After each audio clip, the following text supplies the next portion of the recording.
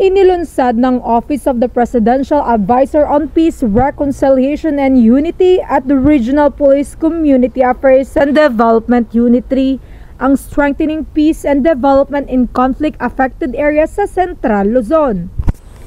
Pinamunuan ito ni Brigadier General Abraham D. Asis, Regional Presidential Advisor for Peace in Region 3, and Police Lieutenant Colonel Alex Memban Apolonio, Officer in charge ng Regional Police Community Affairs and Development Unit 3.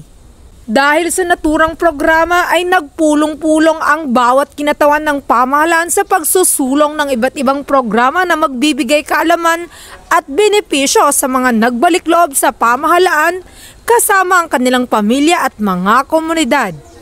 Nito lamang nakaraang Biyernes ay nakipag-ugnayan ang OPA-PRO at Arpicado 3 sa alkalde ng Pandi, Bulacan upang ilatag ang nasabing programa para sa mga kalipunan ng damayang mahihirap o kadamay.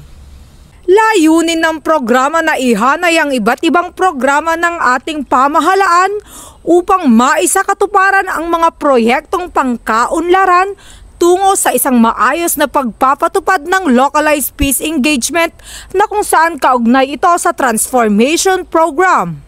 Patunay lamang na iisa ang ating mithiin na maging ligtas ang ating mamamayan at maging mapayapa ang ating bansa tungo sa bagong Pilipinas.